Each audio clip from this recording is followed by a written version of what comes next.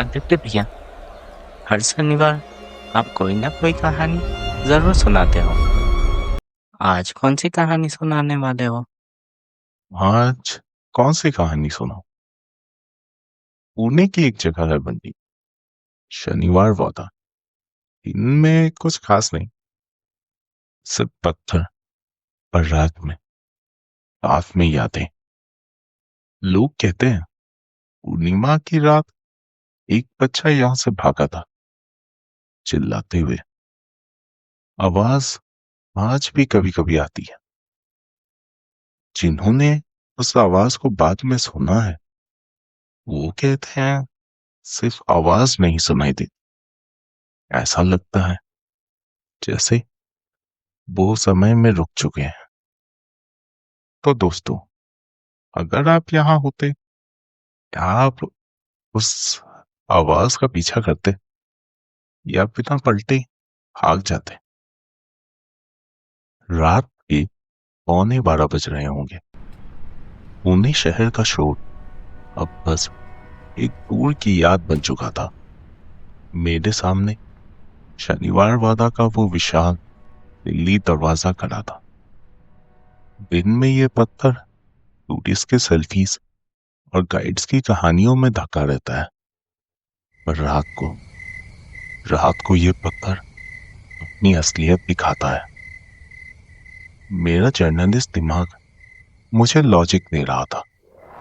आदि, ये आवाजें वेंटिलेशन और आर्किटेक्चर का खेल होगा। हवा घूमती है, इसीलिए आवाज आती है। पर मेरा दिल वो चीख रहा था, वो बोल रहा था, मत जा, ये जगह खाली नहीं है। मैंने गार्ड को इशारा किया। उसने बिना मेरी आंखों में देखे छोटा सा गेट खोल दिया।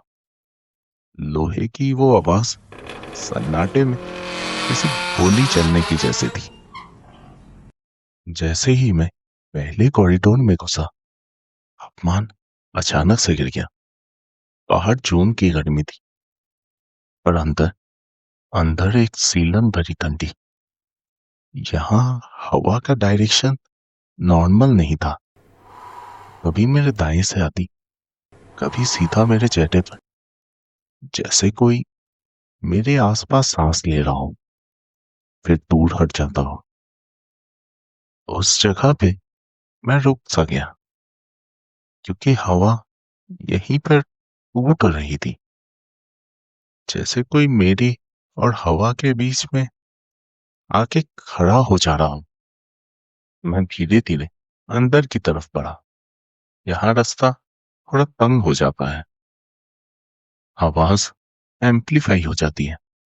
मेरे जूतों की वो क्रंच क्रंच आवाज इतनी तेज लग रही थी कि मुझे खुद पे गुस्सा आ रहा था।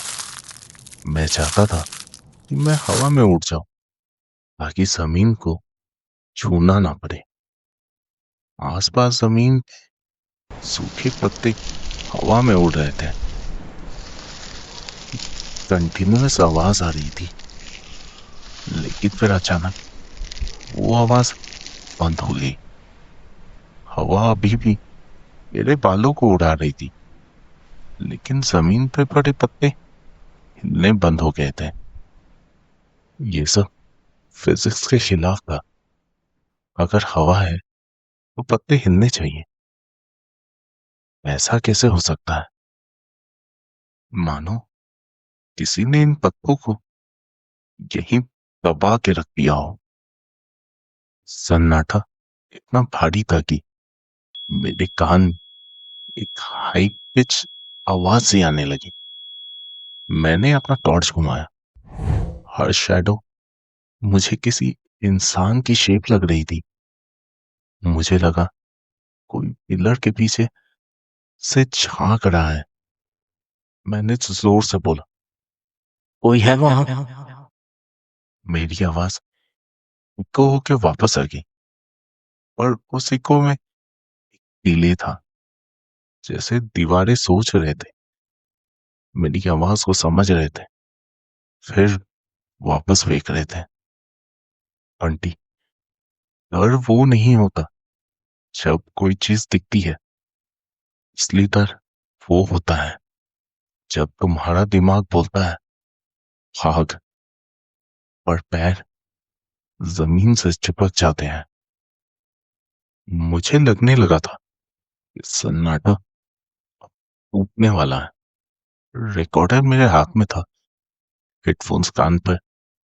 पहले ऐप की आवाज आती है, जैसे किसी ने एक पैर रखा हो। फिर और कदमों की आवाज। आवाजें खाली पैरों की थी, छोटे पैर जो भारी पत्थर पर पड़ रहे थे। पहले यह आवाज दूर लेफ्ट वाली कॉरिडोर से आई, जैसे कोई वहां छिपा हो। मैं तुरंत गर्दन घुमाया। कौन है? कोई जवाब नहीं, सिर्फ हवा का एक ठंडा सा झोंका मेरे चेहरे को छू कर निकल गया। मैंने सोचा शायद इको होगी। मैं आगे बढ़ा और यहाँ यहाँ चीजें पर्सनल होने लगी। मैंने एक कदम लिया, वहां से आवाज आई। मैंने 2 कदम लिया, वहां से। ये रैंडम नहीं था, ये आवाज मेरे साथ सिंक हो रही थी। जैसे जब मैं तेज चलता, वो कदम तेज हो जाता। जब मैं धीरे होता, वो भी धीरे हो जाता। लेकिन उनमें एक डिले था, जैसे कोई मेरे शैडो में चल रहा हो, बस मुझसे एक कदम पीछे। मैंने गार्ड की तरफ देखा, सोचा वो बोलेगा सर हवा है, पर गार्ड का व्यवहार पूरी तरह से बदल चुका था। जो गार्ड बहादुरी की बातें करता था, अब उसने अपनी टॉर्च नीचे झुका ली थी। वो मेरी तरफ देख भी नहीं रहा था। उसकी आंखें बंद थी और होंठ तेजी से हिल रहे थे। वो मुझसे बात नहीं कर रहा था, वो शायद कोई मंत्र पढ़ रहा था, मराठी में कुछ बड़बड़ा था, शायद राम रक्षा शुक्र। उसका डर देख के मेरा लॉजिक हिल गया था। अगर लोकल गॉड कर रहा है, तो मतलब कुछ ना कुछ खतरा है। मैं अचानक से रुक सा गया, सांस भी रुकने लगी थी। मेरे रुकते ही वो आवाज भी रुक गई, पर तुरंत नहीं। मेरे रुकने के ठीक 1 सेकंड बाद आखिरी कदम की आवाज आई, जैसे कोई मेरे पीछे आके रुक गया हो, अब मेरी गर्दन को फोड़ रहा हो। उसको लगा आवाज भाग नहीं रहा, आवाज मुझे चैलेंज कर रहा है क्या। पर सिर्फ आवाज का नहीं था। शनिवार वाले ने अपना मौसम बदलना शुरू कर दिया अचानक। मैं आंगन की तरफ बढ़ा। यहाँ अजीब सा टेम्परेचर जोन बन गया था। एक कदम रखता तो नॉर्मल गर्मी लगती, पर अगले कदम पे ही ऐसा लगता जैसे मैं किसी फ्रीजर में घुस गया हूँ। हवा इतनी ठंडी थी कि मेरे हाथ सुन पड़ गए थे। ये ठंड स्वाभाविक नहीं थी, ये वो ठंड थी जो मौत के आसपास होती है। फिर वो गंध, अजीब अजीब से गंध। पहले हवा में पुरानी मिट्टी और सीलन की बू थी, लेकिन जैसे जैसे मैं उस जगह के करीब गया जहां वो पुरानी कहानी के हिसाब से नारायण राव गिरे थे, गंध बदल गई। अचानक जलने की बदबू आई, जैसे तेल और लकड़ी जल रहे हो। और उसके ठीक बाद एक तीखी आयरन की स्मेल, फोन की तरह। मैं क्राइम रिपोर्टर हूं, मैं ये स्मेल पहचानता हूं। ये ताजे खून की स्मेल थी, सदियों पुराने खून की नहीं। ऐसा लग रहा था जैसे अभी का ही खून गिरा हो। मैंने टॉर्च को दीवार पर मारा। लाइट सीधी जा रही थी, लाइट नहीं हिल रहा था, पर परछाई वो अलग खेल रहे थे। जब मैं हाथ हिलाता, मेरी परछाई कुछ देर बाद हिलती, जैसे वक्त यहाँ थम रहा हो, या लाइट को भी शायद डर लग रहा हो। मेरा दिमाग भारी होने लगा था। दिमाग में हजारों ख्याल आने लगे। एक नाम था जो मैंने यहाँ सोचना बंद कर दिया था, प्रिया। बस एक पल के लिए उसका ख्याल आया, पर मैंने उस ख्याल को झटक दिया। यहाँ कमजोरी के लिए कोई जगह नहीं थी। यहाँ सिर्फ मैं था और वो यादें जो इन पत्थरों में कैद थी। माहौल इतना भारी हो गया था, ऐसा लग रहा था हवा मेरी फेफड़ों को भारी देगी। उसके बाद आवाज बंद हो गई, पर ये जगह मानो और ज्यादा बोलने लगी। अंधेरा और गहरा हो चुका था, पर आंगन में शाम की रोशनी थी, किसी स्पॉटलाइट की तरह गिर रही थी। मैं उस रोशनी के सर्कल के पास पहुंचा।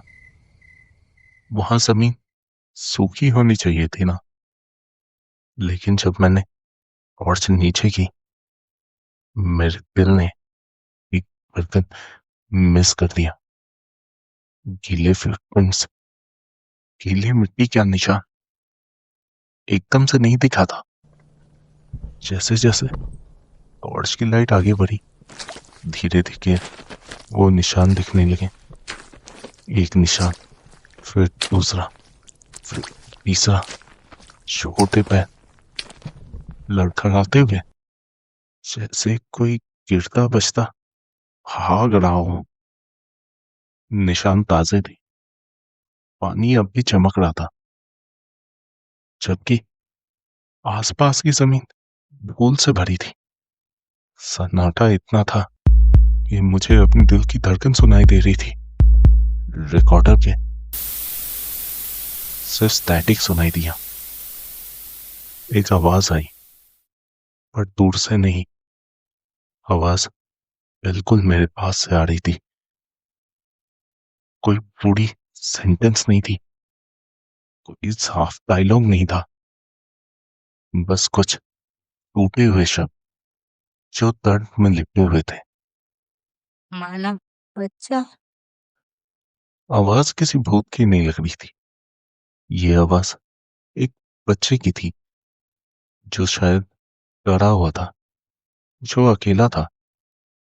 अचानक मेरे कंधे पर किसी ने जैसे टच किया हो।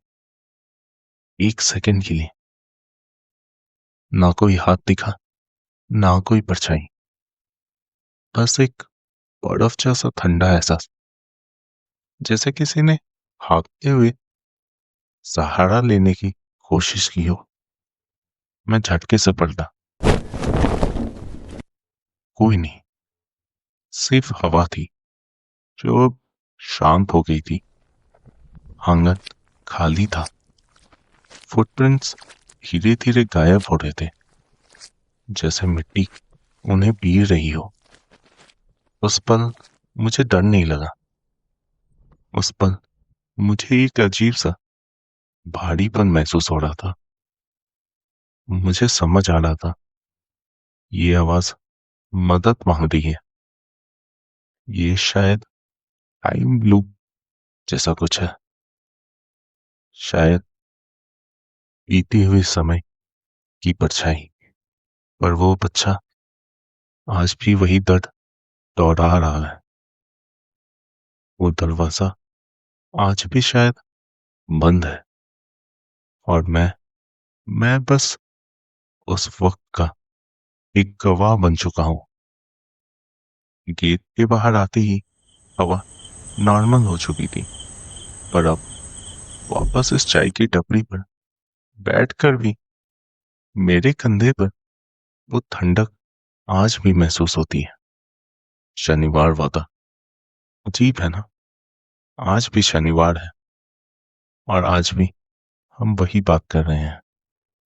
मुझे लगता है वो जगह शापित नहीं है, वो जगह बस उदास है। वहां कोई आत्मा भटक रही है या एक दर्द जो वहां के पत्थरों ने पकड़ रखा है।